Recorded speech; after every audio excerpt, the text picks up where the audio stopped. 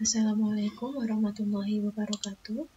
Untuk materi pada pertemuan hari ini, kita lanjutkan dengan materi yang baru, yaitu mengenai distribusi normal. Ya, ini adalah materi baru yang mungkin baru kalian dapatkan sekarang. Jadi distribusi normal itu apa? Distribusi normal itu adalah salah satu jenis distribusi peluang juga. Jadi kalau misalkan sebelumnya kalian belajar peluang, itu identik dengan peluang-peluang diskrit. Misalkan menghitung banyaknya produk yang cacat dalam satu kali produksi misalkan. Nah, itu termasuk dalam peluang diskrit. Kalau peluang normal itu adalah salah satu contoh dari peluang kontinu. Jadi dia adalah peluang di antara dua kejadian di mana kejadiannya itu tidak selalu berupa bilangan bulat. Kalau misalkan benda cacat, itu kan dia hitungannya itu diskrit atau selalu bulat, misalkan 1, 2, 3, 4, dan seterusnya. Nah, kalau peluang normal itu dia termasuk dalam peluang yang kontinu. Jadi, misalkan contohnya ini, hasil pengukuran berat badan. Pengukuran berat badan itu kan tidak selalu dia itu dalam bilangan bulat, misalkan 12,1 kg atau 60,05 kg. Nah, itu contoh dari kejadian yang bersifat kontinu. Nah, kenapa kita perlu belajar distribusi peluang normal? Karena distribusi ini banyak digunakan untuk uji hipotesis.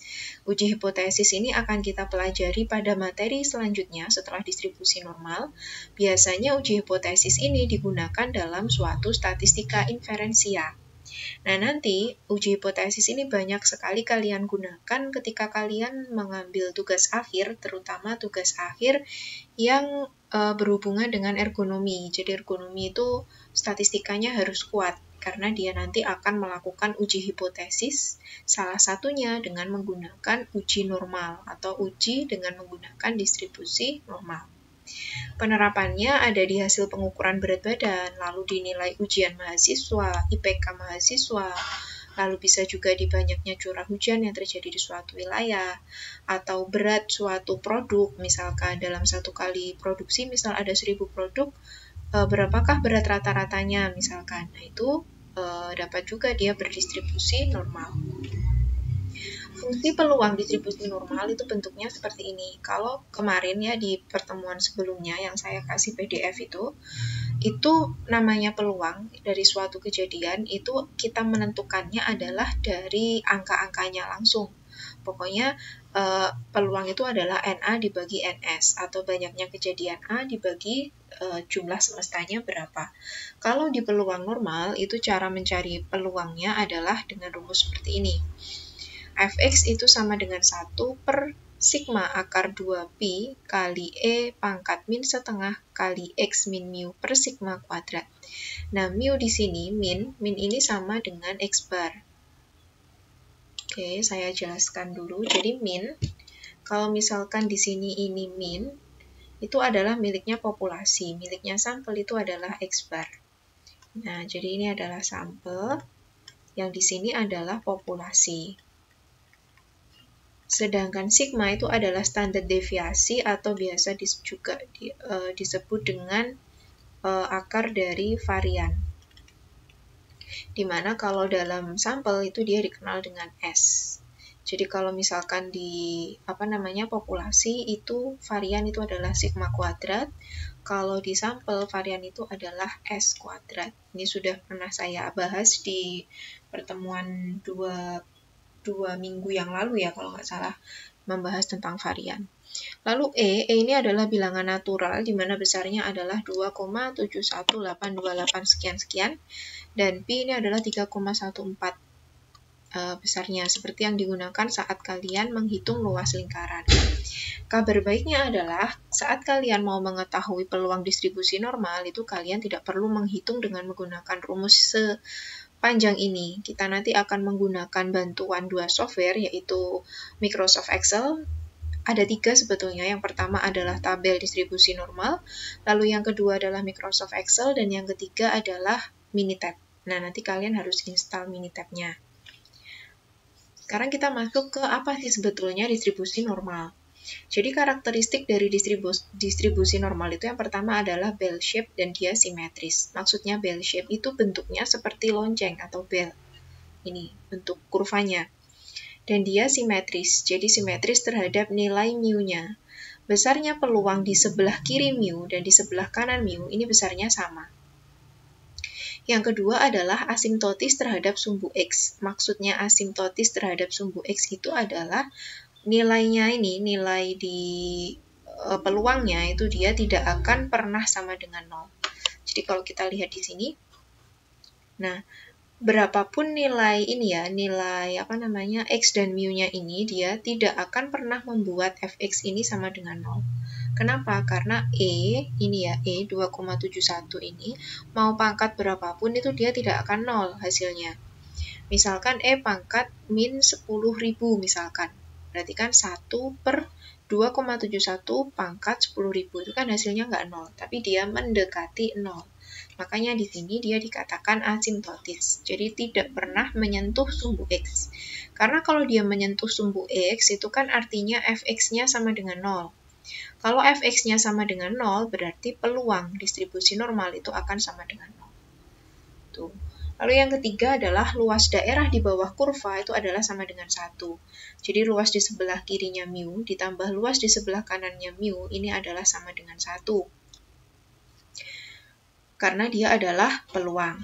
Lalu yang terakhir, titik tertinggi dari kurva normal itu terletak pada min-nya. Nah, di sini. Yang mana juga merupakan median dan modus dari data. Jadi, distribusi normal itu memiliki min, median, dan modus yang sama. Posisinya di sini. Makanya dia tidak posisinya dia simetris.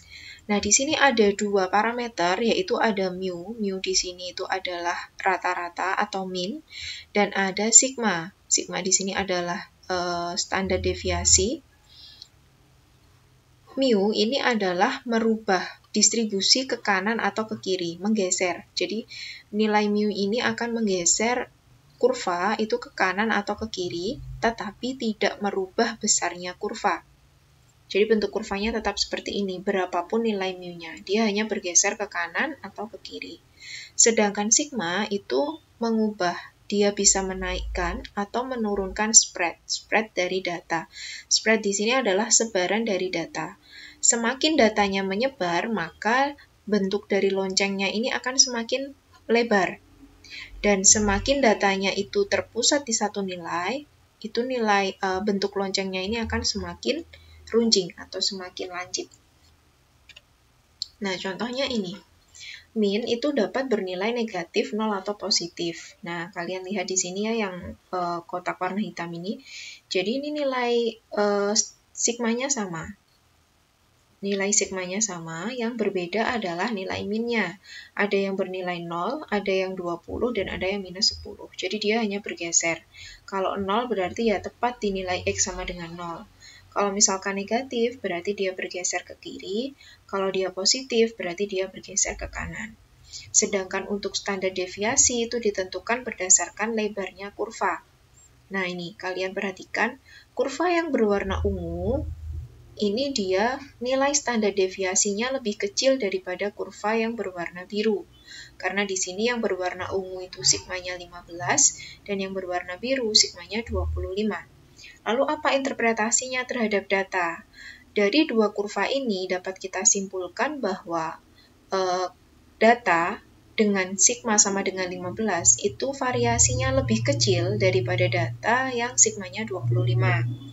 Nah, ini tergantung ya kalau misalkan kita membahas tentang berat suatu produk yang diproduksi dalam satu kali shift, misalkan dalam satu shift, maka yang baik itu adalah berat dari produknya, berat dari produknya itu dia homogen. Jadi semakin kecil nilai sigma, itu suatu data semakin homogen. Ya, saya beri catatan dulu di sini. Jadi sigma makin kecil, itu akan mengakibatkan kurva semakin lancip. Kalau kurvanya lancip, maka datanya semakin homogen. Atau nilai datanya itu hampir sama. Biasanya kalau misalkan nilai ujian itu dia cenderung spreadnya lebar, jadi persebarannya itu lebih lebar daripada misalkan hasil berat dari produk tadi misalkan. Itu sebaiknya dia homogen, karena kalau dia heterogen berarti harus diset ulang mesinnya. Kenapa kok hasilnya bisa sangat berbeda? Tuh. Nah, ini yang saya jelaskan tadi ya, pengaruh standar deviasi dan min pada grafik distribusi normal. Di sini saya punya A dan C. A dan C ini dia memiliki min yang sama. Bisa kita lihat dari garisnya ini. Ini dia menunjukkan min. Jadi garis vertikal ini adalah minnya. Tuh ya. Kalau B dan D berarti ya ini minnya. Nah, yang membedakan antara A dengan C itu datanya lebih bervariasi yang C, karena bentuk bell shape-nya itu lebih lebar yang C. Begitu juga dengan B dan D. D ini datanya dia sangat heterogen karena dia landai dan nilai pada sumbu X-nya ini dia lebar. Jadi standar deviasi atau variasinya lebih tinggi. Baik, demikian untuk pendahuluannya. Nanti kita akan lanjutkan ke part berikutnya.